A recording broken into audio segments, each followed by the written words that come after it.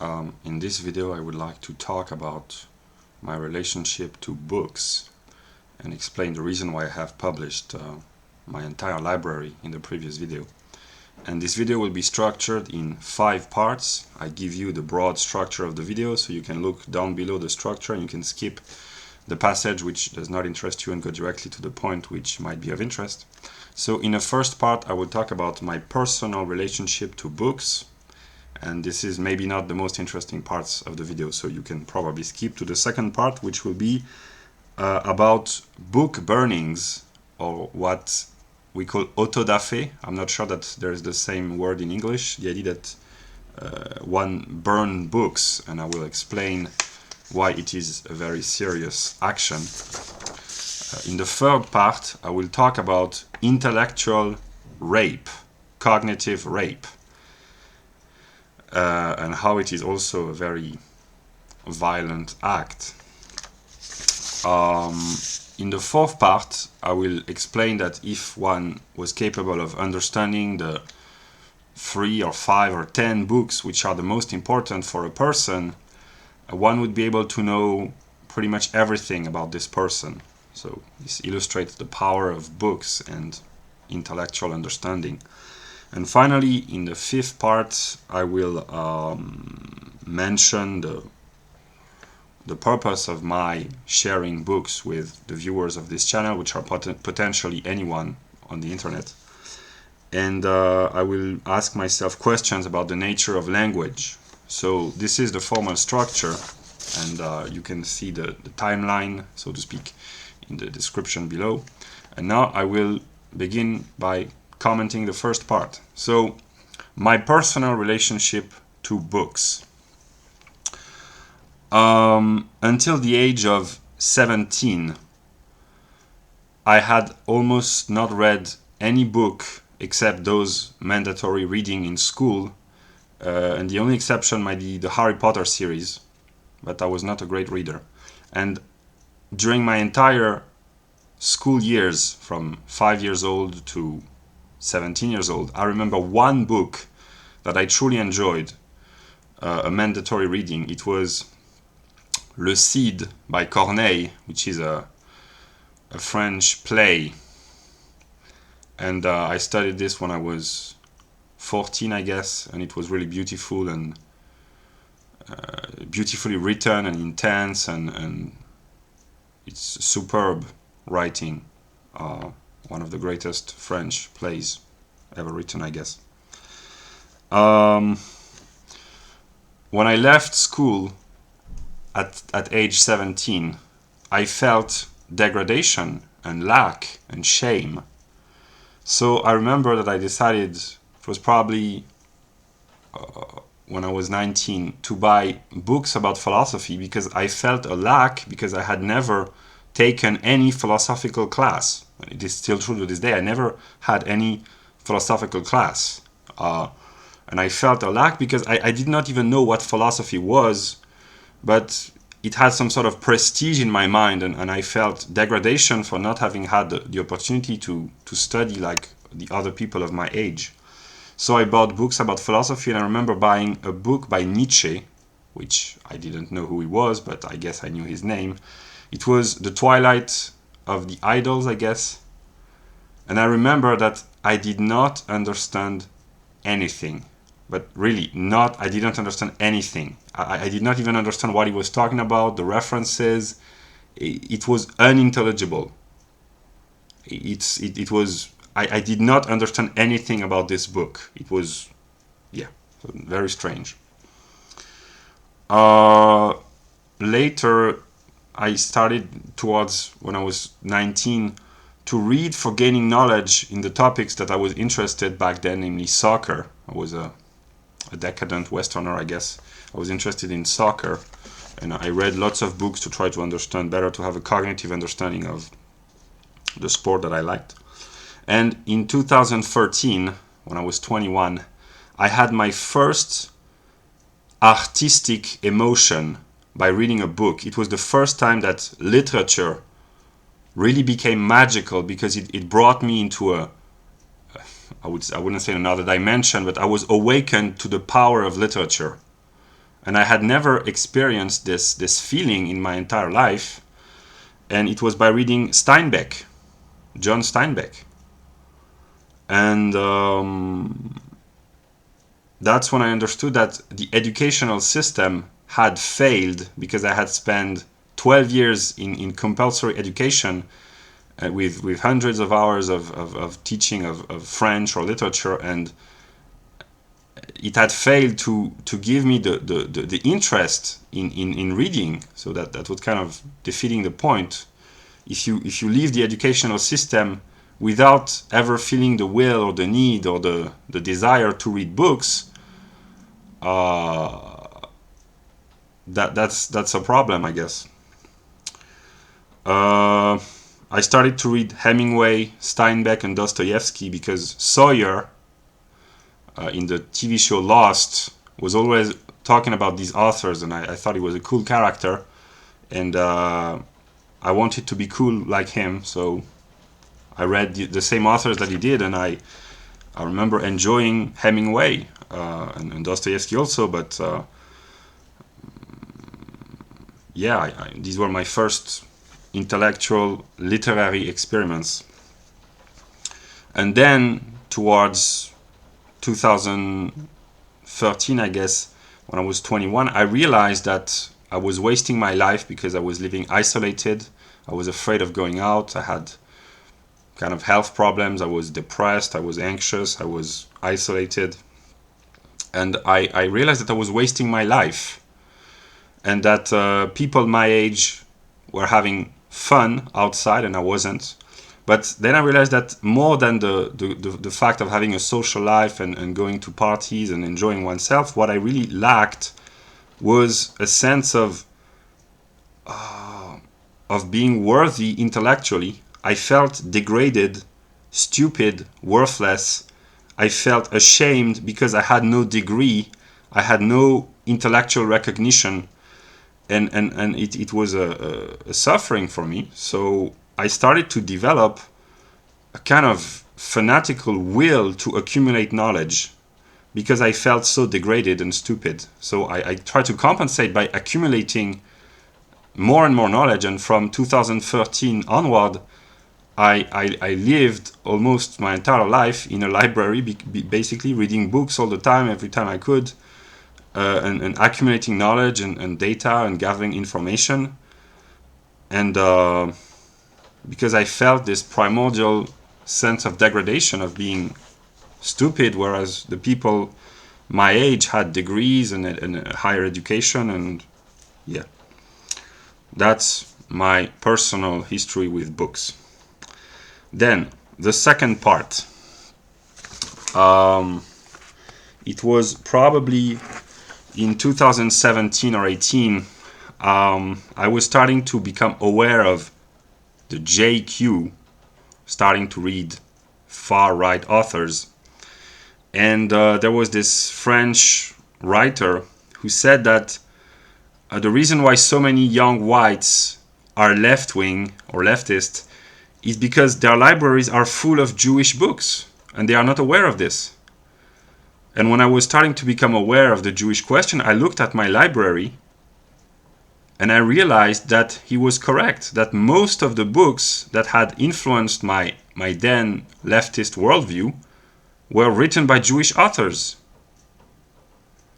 And then I made a decision which I did not understand the consequence of and the impact, but I behaved like a national socialist because I took all the Jewish books from my library and I got rid of them. I did not burn the books, but I got rid of them. I purged my library from Jewish influence, which seems like an innocent act. One is free to get rid of one's book, but actually from an intellectual standpoint, it's a very violent act. And there are these images which are very well known of the autodafé, the book burnings of the Nazis, and when they started burning books, they ended up killing people. So to the will to annihilate a book, I would understand that many months later. a book contains ideas, and if humans are spiritual creatures, and I think that we are spiritual creatures, I know that we are, at least partly, burning a book means to burn the spiritual substance of a human.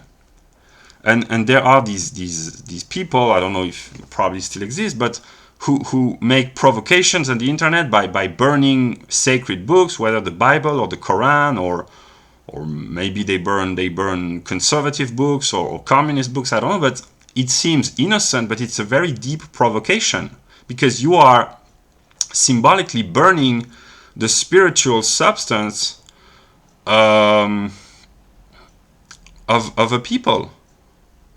And burning a flag is less damaging symbolically, because it depends, but the flag is a lesser symbol than the book. The book is not a symbol, it's a spiritual content, but burning a flag is a very powerful symbol. And in the sphere of sports, when great sportsmen, LeBron, or in football, in soccer, whatever, when they switch from one team to another, the fans burn their shirts. That's a very violent act. Burning a flag is even more violent. And burning a book is a very violent act, because you are symbolically destroying the spiritual substance of humans. And these are their most essential substance. So I did not realize the gravity of this act, this will to purge my library. And I would later become, in my development, I would become intellectually far right, because I had already crossed the Rubicon, as one might say. Then, third part, about still in relation to books, what I call cognitive rape, intellectual rape. In May 2018, I started to develop the idea of cultural Hegelianism. And in my view, I wanted to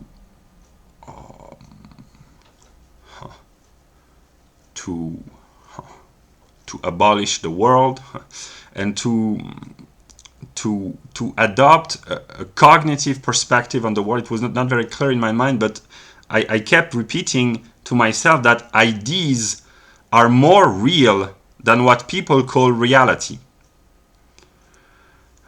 In other words, spiritual entities are more real than material entities. That's not how I expressed it, but that's what I could express. And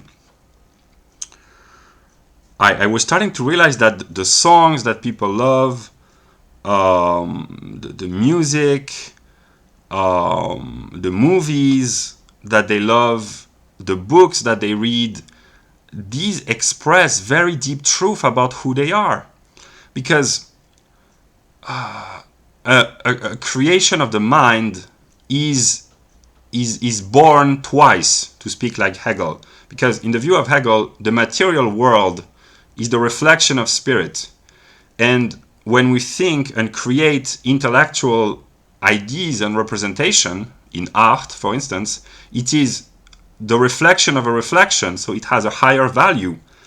And I was starting to realize that people are spontaneously attracted by songs, movies, ideas and books which express their deepest spiritual essence.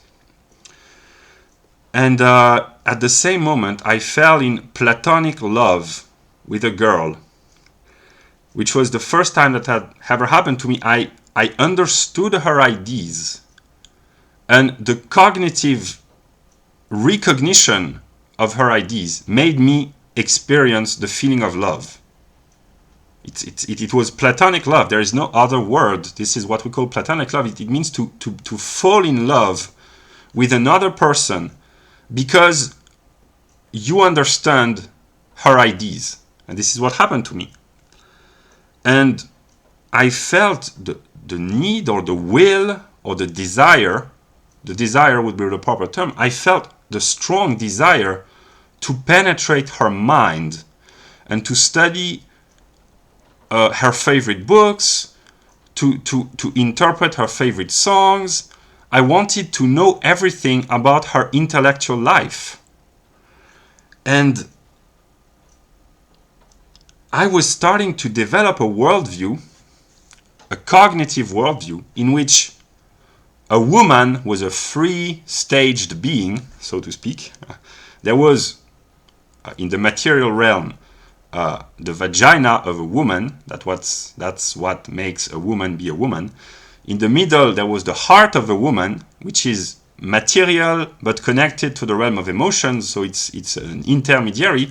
And in the higher realm, that's how I envision things, there is the soul. And in my view, the vagina, the heart, and the soul were free modes of manifesting the same substance of a woman. And I understood that when women talk about their heart, they actually mean their vagina. But what I was in the process of understanding is that when they talk about their heart, they actually talk about their soul without being aware of this.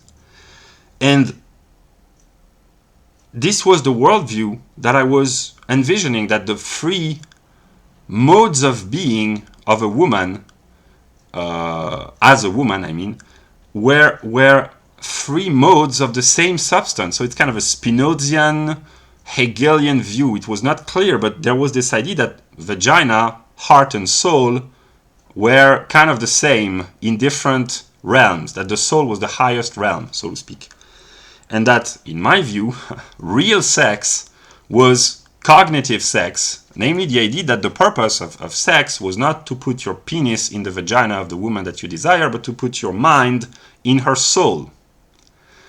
And I felt an intense desire to penetrate the soul of the woman I was in platonic love with. And it was not a woman, it was a girl. She was 16 years old. I was 25, so that's kind of problematic. But I felt so much desire to possess her, totally. Intellectually, I mean. I wanted to possess her intellectually. I wanted to understand everything about her. And this created some sort of a dark will. There's a dark aspect in desire, because when you desire an object, you want to annihilate the object and you want to make the object your own completely. And Hegel understood that very well. And I understood also that for women, literature is sex. Romantic literature is sex. When women read emotional, romantic novels, they want their soul to be stimulated.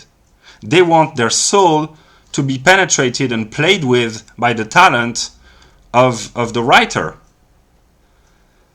So women, I understood, are obscene creatures because they are always sexual. This is what Evola says. Women is 100% sex, whereas man is 99% sex. He has 1% ability to extract himself from the realm of sexuality and to go into the realm of ideas. But women, they are full of sex. And that's what makes them so attractive and interesting and also dangerous and obscene in a way. And I was starting to realize that the kind of videos that one finds on YouTube or on the internet, there are many videos about often young, joyful women who are full of joy, of exuberant life. They are always smiling, they are always laughing, they are always in a state of happiness. And they expose their books, their favorite books. They are book nerds. They keep reading books about fantasy books, literature, and they are full of joy. And when you adopt my perspective, which is the perspective of Hegel and of Evola, in a way, you realize that these women are in some sort of a sexual trance when they read books. And a part of me wanted to penetrate their soul, and to penetrate the soul of a woman without her consent is kind of a cognitive rape. So I am kind of a cognitive rapist in the sense that I have the will to penetrate the soul of women without their consent. So, yeah. And another idea which is very important is that obscenity or lack of virtue, in the sense of a virtuous woman, is often depicted as a woman who is not ashamed of showing her breasts or her vagina or her intimate parts. And the most obscene behavior would be pornography, or a woman who would post pictures of her naked on the internet, and that would be considered obscene. But from my perspective, which is Evola's and Hegel's perspective, namely a spiritual view of reality, a woman who shares her most precious books on the internet with the whole world, it's more obscene than if she shared pictures of her vagina or her intimate parts or her breasts or whatever. Because there is more truth in the soul of a woman than in her vagina. Although these are two modes of the same entity, the soul has more reality because it is more spiritual. So there are many women on the internet who are obscene. And I am kind of evil in wishing to grasp their soul by understanding them. And I know that this is a very dark part of me, because I want to possess the other, and I feel attracted in my physical life. When I see a beautiful woman, I am attracted. But in my intellectual life, when I see a smart woman, a profound woman, sharing her ideas and her books on the internet, I want to possess her intellectually. So, yeah.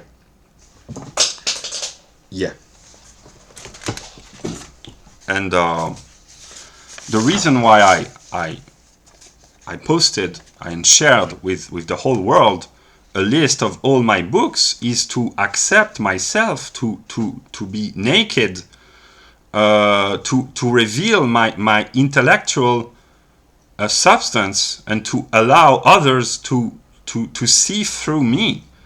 And it's an act of revelation, and it's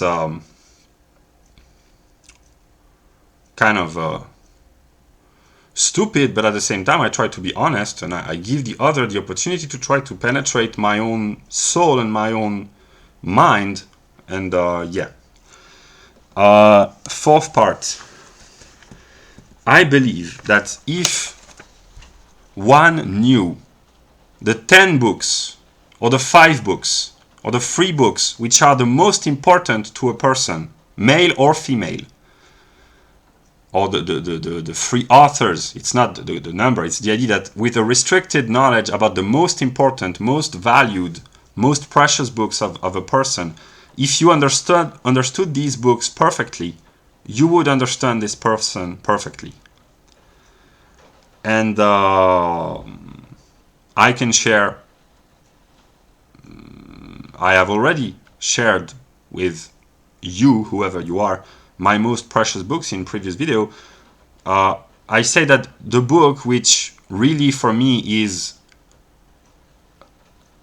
the one I keep going back to is Hegel's Logic in German. Then there's the Encyclopedia, which contains a shorter version of the Logic, but also the Philosophy of Nature and Philosophy of Spirit. There's the Phenomenology of Spirit. And also the 2 other books which I have been attracted to the most and fascinated by the most are Hegel and the Hermetic Tradition. And for me, the most mysterious, the most fascinating, the strangest book, even more than Hegel maybe, because Hegel, I am fascinated, but I kind of understand the broad picture. But a book which is fascinating and that I do not understand is the Exegesis of Philip K. Dick. For me, the Exegesis of Philip K. Dick is the most fascinating book ever written. It's not even really a book. It's a collection of notes. It lacks kind of a structure. It's strange, but yeah. And I share these books with the world because these books are very complex to understand, and I myself do not understand them. And what they have in common is that they require to be shared with another in order to be understood. That I myself, on my own, I cannot understand these books. I have to share the knowledge that these books are important to me with the other, whoever the other might be, so that the other might help understand my books and understand myself. So that I understand. That's very complex. Okay. And also, religiously, I am a Christian and I am intrigued by the Bible, like every Christian. So, and by the writings of Martin Luther. But there's a difference between being attracted or fascinated by and you can be fascinated by something because you do not understand, and precisely this may be the cause of your fascination. And yeah, fifth part. Sorry. I also talk here to the followers of this channel, and depending on when you watch this video, you will be a long-term follower or short-term, I don't know. And I shared my entire library, which I structured according to the plan broadly of Hegel's encyclopedia, so that you might see yourself if there are books that you possess and that you have read that I have also in my library, so we can exchange information. You can help me complete my library by pointing me to books that I do not possess and that I have never heard of. You might also understand the process of my own development and understand how I have come to adopt the ideas that I have and that I share. So yeah, it's an opportunity for exchanging thoughts and perspectives, and yeah. And finally, I would like to ask myself a question to which I have no answer.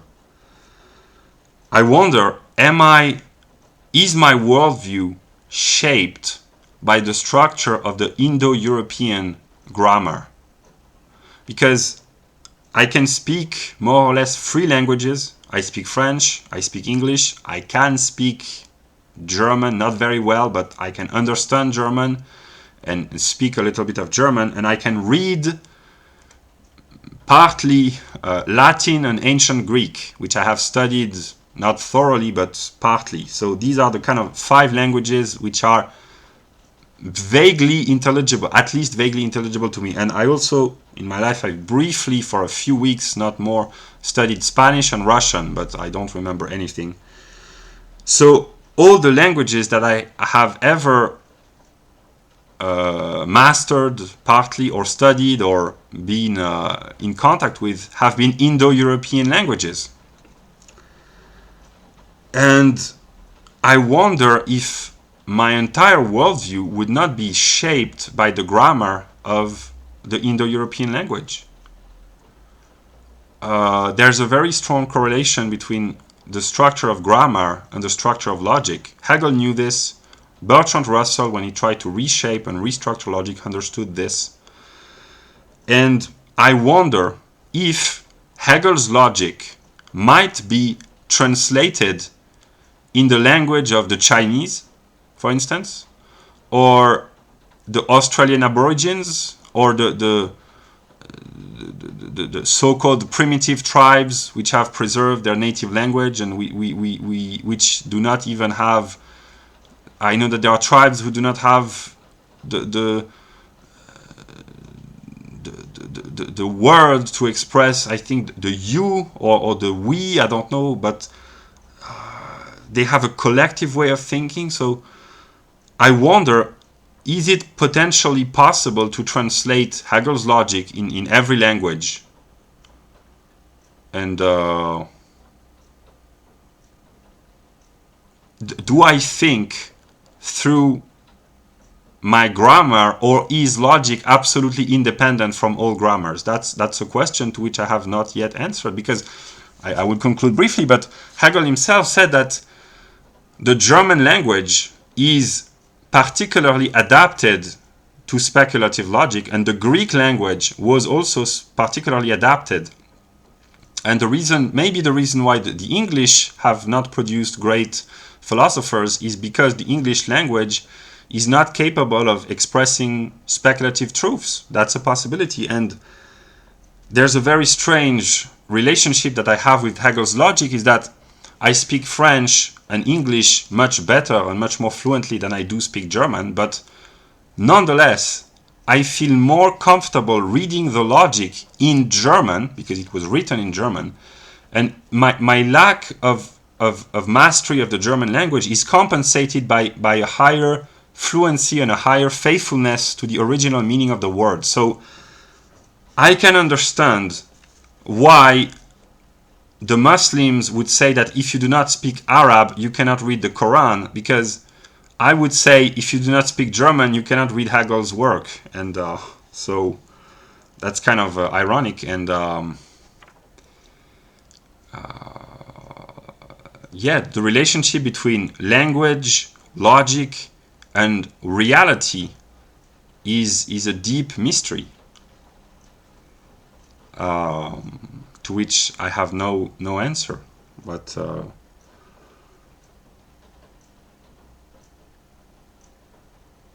yeah, that's what I wanted to share.